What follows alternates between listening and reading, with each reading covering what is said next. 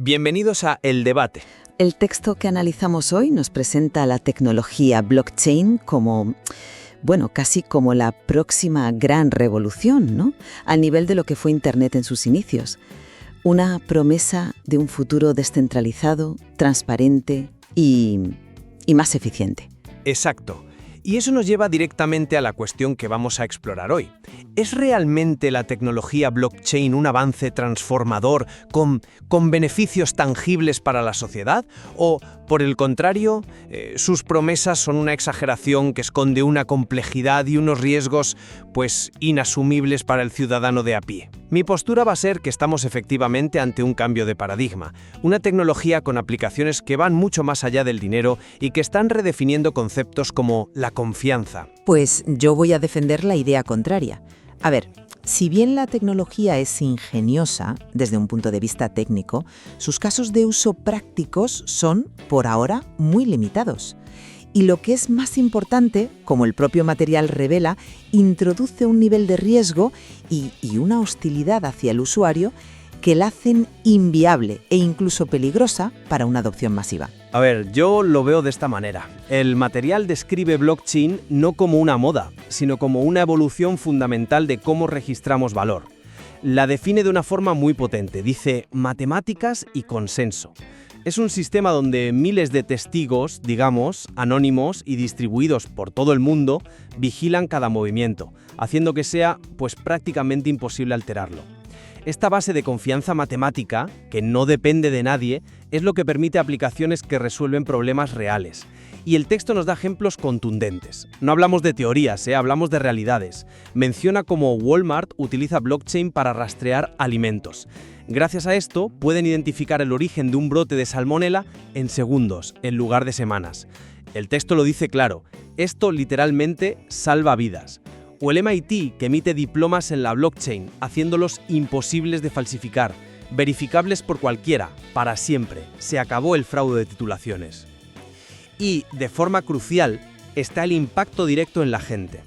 Abarata y acelera las remesas. Para millones de personas que envían dinero a sus familias, esto no es una anécdota, es la diferencia entre comer o no comer. La conclusión del material es que, al igual que Internet en los 90s, es una tecnología que hay que entender porque ya está cambiando el mundo, te guste o no. Yo parto de un punto de vista radicalmente opuesto. Y la prueba me la da el propio texto, en la primera línea. Es la advertencia más clara que se puede dar. El 20% de todos los Bitcoin que existirán jamás están perdidos para siempre. Pensemos en esa cifra un segundo. No es una nota a pie de página, es un dato demoledor. Eso no es una característica de una tecnología robusta, es la evidencia de una vulnerabilidad catastrófica en su diseño de cara al usuario. Mi argumento es que el sistema, tal y como se describe aquí, es fundamentalmente hostil. El material dedica una sección entera a los 5 errores de novatos, pero cuando los lees te das cuenta de que no son errores de novatos, son fallos de diseño sistémicos. El más grave, la pérdida de la seed phrase, esa frase de recuperación. El texto es tajante. Si la pierdes, no hay soporte técnico que valga. Los fondos se han ido. Para siempre. ¿En qué sistema financiero moderno un simple olvido te lleva a la ruina total e irreversible? Luego está la complejidad. El primer error que se lista es invertir sin entender. Esto ya nos dice que el sistema no es nada intuitivo y que empuja a la gente a actuar por impulsos o por consejos de extraños en Internet. De hecho, el propio sistema fomenta comportamientos psicológicos peligrosísimos como el FOMO, el miedo a quedarse fuera, que lleva a la gente a comprar en el pico de la euforia y vender en el pánico. Por tanto, aunque la idea de una cadena de bloques sea elegante en una pizarra, su implementación práctica, según este texto, crea un casino de alto riesgo donde toda la responsabilidad recae sobre un usuario que no tiene ni las herramientas ni la preparación para asumirla. Entiendo que empieces por el riesgo, es el titular más llamativo, pero creo que es empezar la casa por el tejado. Antes de hablar de los riesgos, tenemos que entender la oportunidad, ¿no? El problema que viene a resolver. El sistema elimina la necesidad de intermediarios como los bancos, y recordemos que el texto sitúa el origen de Bitcoin justo después de la crisis financiera de 2008, cuando esos intermediarios en los que confiábamos fallaron estrepitosamente. La idea fundacional era dinero digital sin bancos. Cuando el material habla de tener las llaves de tu caja fuerte, no está describiendo un problema, está describiendo el empoderamiento. Es el precio de la verdadera propiedad y el control directo. Los contratos inteligentes de Ethereum, que el texto describe como una máquina expendedora digital, llevan esta idea un paso más allá. Imagina que no es solo una máquina que te da un refresco. Imagina que es un contrato de alquiler. El día 1 del mes, el programa transfiere el dinero del inquilino al propietario. Y si no lo hace, automáticamente le revoca la llave digital. Todo sin abogados, sin bancos, sin intervención humana. A eso nos referimos con eliminar intermediarios. Perdona que te interrumpa, pero ¿qué entiendes tú por propiedad real? Porque si propiedad real significa que un simple despiste, un incendio en tu casa donde tenías el papel o un fallo en tu disco duro te puede arruinar de por vida, quizá el concepto está mal planteado. La intención es noble, sí, pero el material demuestra que esa verdadera propiedad es una carga insostenible para el ciudadano medio. La frase «si pierdes esa llave, perdiste el acceso para siempre» es la antítesis de un sistema financiero seguro. Los sistemas tradicionales, con todos sus defectos, tienen mecanismos de recuperación. Un olvidé mi contraseña, seguros, atención al cliente, existen precisamente porque el error humano es inevitable. Ese 20% de Bitcoin perdidos no es una anécdota, insisto, es la prueba empírica de que este modelo de soberanía absoluta es un fracaso en la práctica para una porción gigantesca de sus usuarios. Es una red de seguridad con un agujero del tamaño de un planeta. Vale, pero de nuevo te centras en el primer caso de uso, la moneda, que es el más volátil y el que conlleva esa responsabilidad tan radical. Miremos más allá, como nos invita a hacer el texto. Los ejemplos que he mencionado antes, la trazabilidad de Walmart, los diplomas del MIT, no son triviales. ¿Te parece una aplicación de nicho algo que puede evitar que la gente muera por comida contaminada? Abordan problemas fundamentales de seguridad, confianza y eficiencia. Esto sugiere que, al igual que el correo electrónico fue solo una de las primeras y más simples aplicaciones de Internet, las criptomonedas son solo el comienzo. La comparación que hace el texto con Internet en los 90, a mí me parece muy acertada. En aquel entonces, muchos también veían solo los riesgos, la complejidad, y decían que era una herramienta para criminales y que nunca sería de uso masivo. Vale, los ejemplos que pones son interesantes, sí, pero si los miras con lupa creo que no demuestran lo que pretendes. El caso de Walmart, por ejemplo, es una empresa privada usando una red blockchain privada para su logística interna.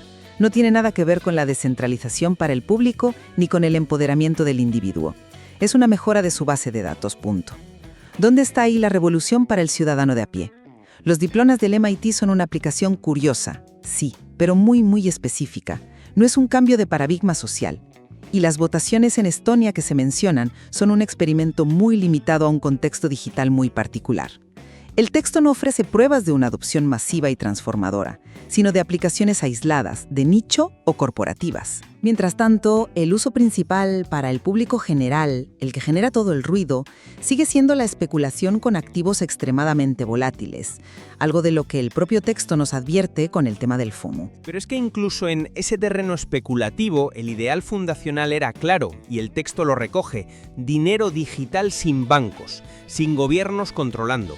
Esa es la promesa central, un sistema resistente a la censura y al control.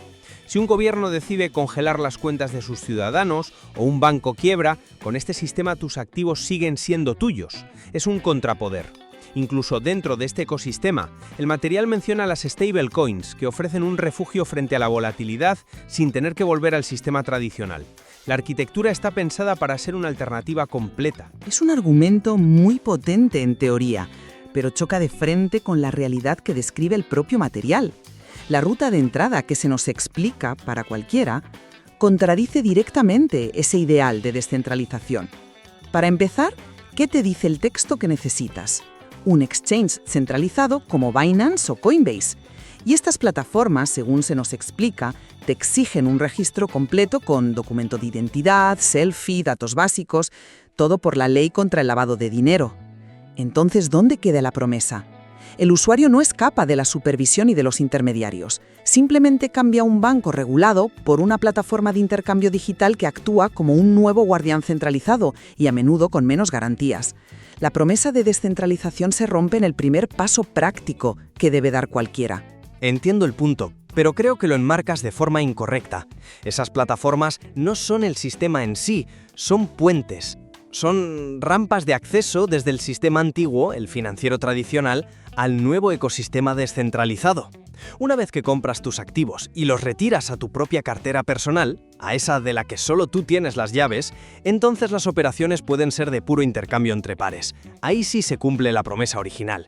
Son, digamos, un mal necesario en una fase de transición, no un fallo inherente del diseño. Mal necesario que compromete el principio fundamental desde el minuto 1.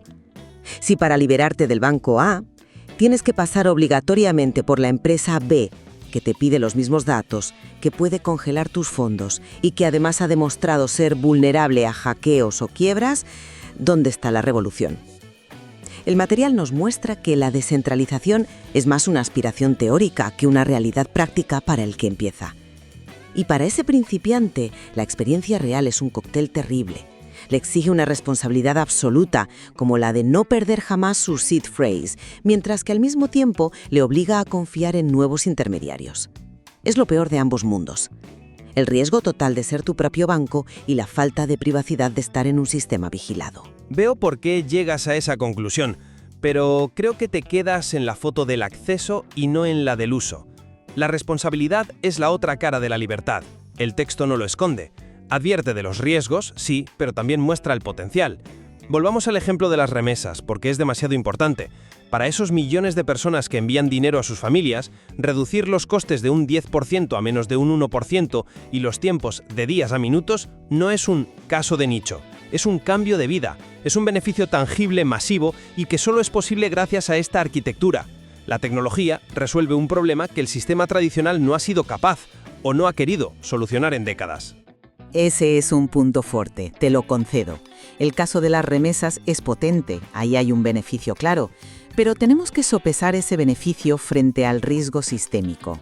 ¿Cuántas de esas mismas personas que se benefician de las remesas baratas han perdido los ahorros de una vida por olvidar una clave, por un error al teclear una dirección o por caer en una de esas estafas de duplica tu Bitcoin, de las que el propio texto nos advierte?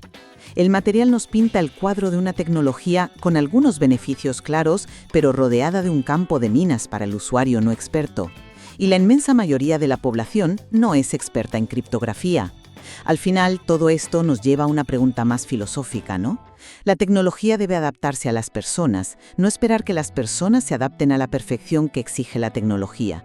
Y este sistema exige perfección. En resumen, y tras darle una vuelta a los puntos, aunque la visión de un sistema descentralizado y en manos del usuario es muy atractiva, el propio material que hemos usado expone una realidad muy distinta. Nos muestra una tecnología implacable que castiga el más mínimo y humano de los errores con la pérdida total y permanente. Sus aplicaciones prácticas, más allá de la especulación, parecen por ahora limitadas a nichos específicos o a contextos corporativos. Y su ideal de eliminar intermediarios, pues choca frontalmente con la necesidad de usar plataformas centralizadas para poder operar. Es un sistema que, en su estado actual, me parece más un experimento fascinante pero muy arriesgado que una solución viable para el gran público. Por mi parte, reconozco los desafíos y los riesgos. Sería absurdo negarlos, y son inherentes a cualquier tecnología verdaderamente disruptiva en sus inicios. Sin embargo, el material deja claro que blockchain ofrece soluciones genuinamente innovadoras a problemas persistentes de confianza, de eficiencia, desde mejorar la seguridad alimentaria a nivel global hasta facilitar la ayuda económica directa a familias que lo necesitan. Su potencial para generar un impacto positivo es innegable. La advertencia final del texto, esa que dice que es crucial entender esta tecnología, incluso si no se participa en ella, subraya su importancia. No estamos hablando de una moda pasajera, sino de una pieza clave en la construcción del futuro digital. El análisis de hoy demuestra que la tecnología blockchain nos obliga a cuestionar nuestras ideas más arraigadas sobre la propiedad, el riesgo y en quién o en qué depositamos nuestra confianza. Exacto. El debate no es si la tecnología es ingeniosa, que lo es, sino si el paradigma que propone, con su énfasis en la responsabilidad individual absoluta, es un paso adelante para la sociedad o un camino lleno de peligros para el que no todos estamos preparados. El material, desde luego, nos deja con más preguntas que respuestas, invitando a una exploración mucho más profunda.